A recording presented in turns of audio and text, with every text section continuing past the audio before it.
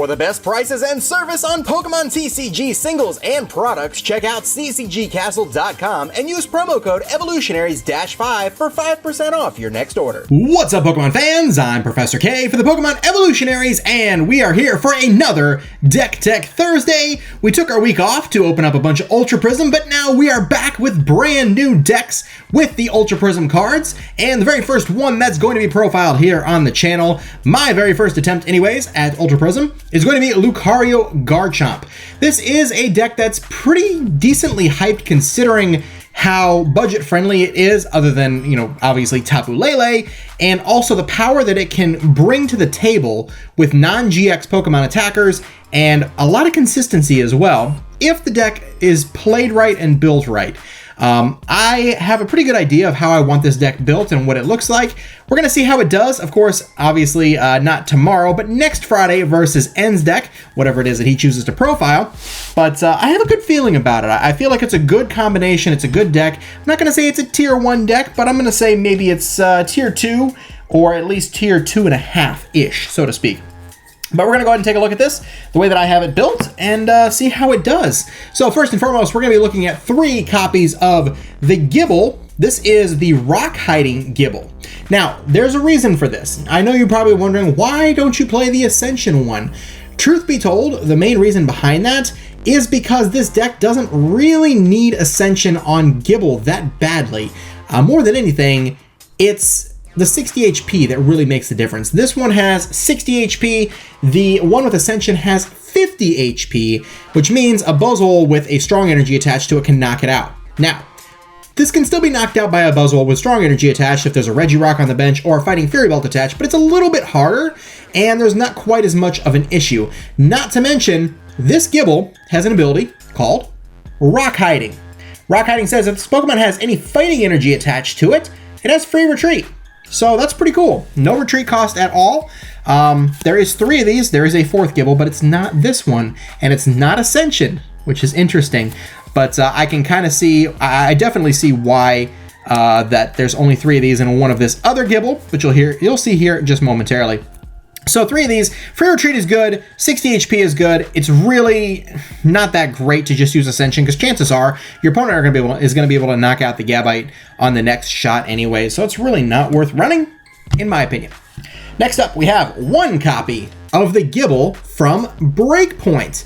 So there's a reason for this in a couple of different aspects. Number 1, there's of course Brooklet Hill that searches this out, but it also has an attack called Never Enough, which allows you to discard a card from your hand and draw 2 cards.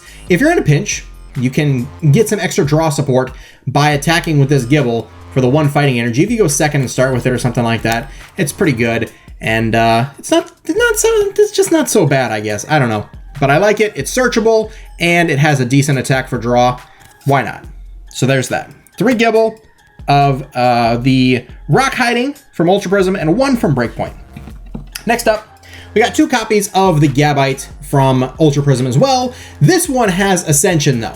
So for a single fighting energy, search your deck for a card that evolves from this Pokemon, put it onto this Pokemon to evolve it, then shuffle your deck. Ascension into Garchomp is much, much better than Ascension from Gibble into Gabite. Gabite only has 80 HP. So you're going from a 60 HP Pokemon to an 80 HP Pokemon. You're really not getting enough of a boost in HP to really justify the Ascension Gibble versus the Rock Hiding and the Never Enough Gibble. So, not to mention we play 2 of these because we're relying mostly on Rare Candy to evolve. The 20 HP really doesn't make that much of a difference, like I said, but Ascension into Garchomp is pretty good. So there's 2 of those. We'll put them right here next to the Gibble. And we're going to look at Garchomp. This is your main attacker for the deck. Garchomp has 150 HP. It's got 2 good attacks. For a double colorless, you can deal 50 damage to one of your opponent's Pokemon with Quick Dive, or you can attack with Royal Blades for 100 damage, plus if you played Cynthia from your hand this turn, it does 100 more damage for a fighting and a double colorless. Now, truth be told, this deck is going to get a lot better when the alternate typing Garchomp comes into play, which is going to be the fighting type Garchomp. That will happen, and I think that will replace this one. But for now, this one's pretty good. You have strong energy on the fighting one, but you can't do it to this one. So It's not so bad though. 200 damage is really good. With the choice band, you're hitting for 230. You're knocking out most of the field that way if you have the choice band attached, so it's really not so bad. You can come up a little bit short, but we have an answer for that temporarily anyway. But anyways, 3 copies of the Garchomp from Ultra Prism. The main point of this deck is to play Cynthia over and over and knock out big 2-prize Pokemon with that Royal Blades attack. Now, there's 3 Garchomp from Ultra Prism, but there's also one more. This Garchomp, also from Breakpoint, alongside that Gibble. This one's really, really good. First of all, it's fighting type, so you're going to hit Dark Pokemon for weakness. It has 130 HP, so it's got 20 less HP, but for a single fighting energy, you can use Turbo Assault. It does 60 damage, and you attach an energy card from one of your discard pile to one of your Pokemon, which is really good later on in the game when you've had a couple of these knocked out. You can just take that energy and accelerate it and start moving things along. Now that 60 hits for weakness on a Dark Pokemon. You can deal 120 damage that way, or if you have a choice band, you're hitting for 180 for a single fighting energy. Granted, that's not knocking out something like Zoroark GX, but it's putting a big dent in things while you're trying to build things up. Not to mention, you also have access to Bite Off for 2 fighting energy. If you have a choice band attached to that, you can knock out a Zoroark GX because you're dealing 110 times 2 is 220 damage. So Bite Off is also in play as well. If you don't have enough energy for that, you can use Turbo Assault. And if you want to help set up your Pokemon, you can also do that as well. So it gives you some options and some range, I feel like, to change the game a little bit so you're not completely dependent on the other Garchomp. So that's it for the Garchomp lineup. Next up, we're going to focus on the Lucario portion of the deck. So we got 3 copies of Riolu from Ultra Prism. Detect is pretty good. You flip a coin. If heads, prevent all effects of attacks, including damage done to this Pokemon during your opponent's next turn. So it's kind of a little protecting attack there if you manage to flip heads, if you have to. Again, this is kind of like a last-ditch measure to do so, but nonetheless, it's there. So 3 copies of Riolu because we want to evolve into Lucario, also from Ultra Prism. We run 3 copies of this. Its ability is the main reason behind it. Once during your turn before you attack, if you have Garchomp in play, you may search your deck for a card and put it into your hand. This is a searching ability. It's really good. You can search out Cynthia. And if you're out of Cynthias, you can search out the Pal Pad to put it back in. Then you can play down Lele and get the Cynthia right back out of the deck. So there's a lot of really good things that you can do with this ability. Not to mention, these abilities do stack. So if you have 3 Lucario out, you can search for 3 cards. You can search out game-winning cards because of Lucario's ability. And in a pinch, Missile Jab for a fighting and a colorless does 70 damage. It's not affected by resistance, but it does hit for weakness. So you can hit for up to 200 damage with a choice band because of Missile Jab. So I think that's really good. So Lucario obviously can hold its own as well. All right, so that's the main portion of the deck.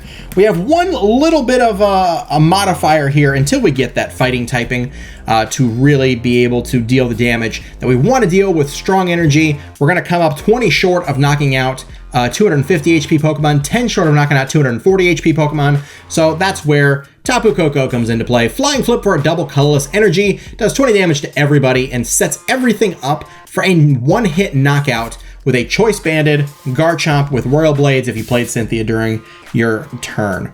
So that helps out that quite a bit. We only play 2 copies of Tapu Lele, again, because we're able to search out most of the stuff that we want to search out to begin with. This is more of a beginning of the game Lele for Bridget, and then another one later on to get the Cynthia back out of the deck that we may have to Pal Pad in during a turn. So, 2 copies of Lele.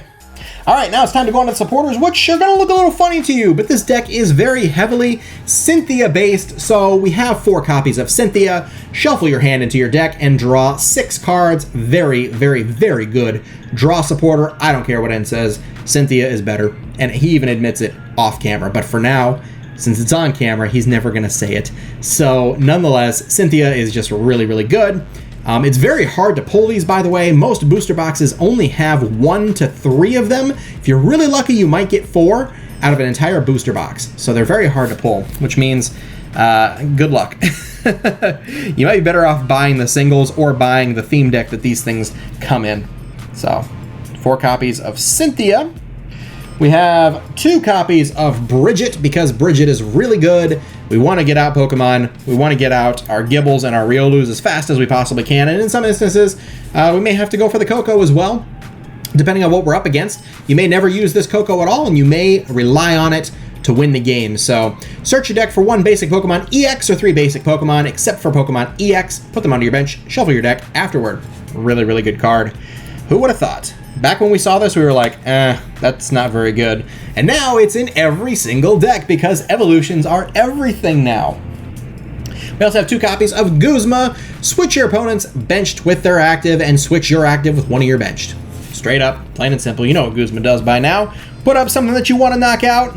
And not to mention, remember guys, Garchomp has free retreat. Free retreat. So you can Guzma out of a Garchomp into another Garchomp and still be able to deal damage. Or you can Guzma into the Koko and retreat right back into the Garchomp again. Very, very simple to retreat in this deck. Nothing has a retreat cost. Actually, you know what? Wait a minute. Does this have this doesn't have a retreat cost either. None of our Garchomps have retreat cost. Even the Breakpoint one has free retreat. Oh my goodness. Everything in this deck is 1 energy retreat or less. There's no problems getting things in and out of the active position with this deck. Straight up, plain and simple. You can do whatever you want, move the board around. It's just great. Free retreat with the Gibbles with fighting energy attached. Free retreat with all the Garchomps. Everything else is 1 energy, except for Koko that's also free. How can you beat that? That's just really good. Okay, so this is where things get a little weird for you guys. I'm sure you're going to be like, huh? But remember, we have Palpad, so that's a thing. 1 copy of N, 1 copy of Sycamore. We have searching abilities with Lucario. If we want to search out one of these instead, if we don't need to hit for that 200 damage with Royal Blades, and we can get the job done with 100 or 130 with a Choice Band attached, then why waste it if we want to go for something else? So we can search out the N or the Sycamore or our Guzma as well. There's that. 1 copy of N. Actually, I'm going to separate these out. 1 of Sycamore. All right, so now into the item cards. We've got 4 copies of Ultra Ball. Discard 2, get a Pokemon out of your two out of your hand, get a Pokemon out of your deck. Everybody knows what Ultra Ball does. It is very important. We also are going to play 4 copies of Rare Candy. I apologize. I only had 3 of this Rare Candy and 3 of this Rare Candy, so I didn't have a choice. For now, I didn't feel like digging through a whole bunch of cards to find them, so we have 3 really pretty Rare Candies and then 1 that is pretty, but just not by itself. So it's unesthetically pleasing, I am sorry. Aesthetically unpleasing. Nonetheless, this is what we're going to use to evolve into our Garchomps. Straight out of the Gibbles, choose one of your basic Pokemon in play. If you have a Stage 2 card in your hand that evolves from that Pokemon, put that card on the basic Pokemon. So, Rare Candy, obviously important for accelerating our evolution process. There's those 4. And now our damage multipliers. We've got 3 copies of Choice Band. I would love to fit a 4th, but I just can't see myself finding the room to do so. Is as it is. I would rather have more supporters. I just couldn't find the room. It's a very tightly packed deck. But 3 copies of Choice Band deals 30 more damage to your opponent's active GX or EX before applying weakness and resistance, which is a good thing because that really adds up when you can deal free extra 60 damage to something that's weak to you. Next up, this is our 2 copies of Palpad. Now, I think every deck needs to play 1 copy of Palpad. I just don't see why you don't. It's just really good. We have Lele to get the stuff back out again, so I just don't see why you wouldn't. This deck I think should play 2 because you need to get Cynthia's back. Shuffle 2 supporter cards from your discard pile into your deck. Lucamine obviously does the same thing to hand, but you're playing a supporter, so you can't use your supporter. At least with this, you can put your supporters back into your deck, and then you can Lele for whatever it is that you put back in. I think that's really important, and I don't see why this deck would play any less than 2 Palpad. Also, we've got 2 copies of Field Blower. Really the only reason for this is against things like Parallel City and Garb. I mean, Garb shuts down our Lucario. That's really the only thing we have to worry about. It shuts down our Lele's, I guess, as well. But mostly it's just to get rid of things like Parallel City, which are annoying. There's really not a need other than that to worry about anything else. Once you get set up and you get moving along, there's really not a whole lot anybody can do other than just trade blows with the same amount with you and hope that they don't run out of attackers before you do. Next up, 1 copy of Special Charge. Double Color's energy is obviously limited to 4 in a deck, And this deck is very reliant on double colorless energy. Obviously, Tapu Koko needs it, and so does the Garchomp underneath here. The Quick Dive and Royal Blades both need double colors for that attack. And if you want to do attack with Lele, you've got that as well. I'm going to actually put this one here like this, because that's a separate Garchomp. But anyways, 1 copy of Special Charge to get those special energy. 2 of them put out of your discard pile back into your deck. And you can search it out with Lucario. Yeah. We also have Rescue Stretcher here as well. Put 1 Pokemon from your discard pile into your hand, or you can shuffle 3 Pokemon from your discard pile back into your deck. This is really good for grabbing Lele's late game. If you burn through them and you need another one, you can just Rescue Stretcher it back in or into your hand, or you can use the Shuffle 3 if you're running out of lines of Garchomp Lucario. If that's not enough and you have to throw this away, you also have the option of Super Rod. Shuffle 3 in any combination of Pokemon and basic energy cards from your discard pile into your deck. If you run low on energy, you can also include some energy in here along with some Pokemon back into the deck as well. Not to mention, searchable once again. Searchable. Gotta love it. Our stadium card of choice is 2 copies of Brooklet Hill. Once during each player's turn, that player may search their deck for a basic water Pokemon or a basic fighting Pokemon and put it onto your bench and shuffle your deck. So this is going to help us search out 4 Pokemon in particular. It's going to help us search out our Riolus and our Gibble. That's the only reason it's there. It really just provides an extra consistency for getting those things out, if we happen to fail on the Bridget as well. So it's kind of a fail-safe. For energy, we have 1, 2, 3, 4, 5, 6, 7 fighting energy. Kind of a low amount, but when you think about it, you really don't need a whole lot of energy in this deck.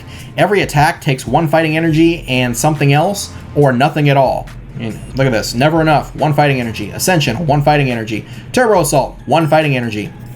Quick Dive, 1 fighting energy and a double colorless for Royal Blades. So, Quick Dive obviously is just a double colorless. I don't know why I said it that way, but that's what I meant. Detect is a single energy. Missile Jab is a single fighting, but you probably are going to use 2 if we're going to use that. And Lele is a double colorless. So really, you only need a few basic energies. We also have 4 copies of double colorless energy. Obviously, that is a must. You can't run any less than 4. But anyways, guys, that is the deck. Let's see how this thing stacks up against whatever N decides to build. I got a pretty good feeling about it. I feel like this is a very strong deck if it just is built correctly more than anything. And there's a little bit of luck involved as well, but setting up Lucario is obviously the main point so that you can really get things going. This is the main reason, by the way, guys, if you're wondering why I don't play Skyla, it's because of Lucario. Lucario can search things out just like a Skyla can, and that's 1 less turn that you can play Cynthia. So I feel like it's really important.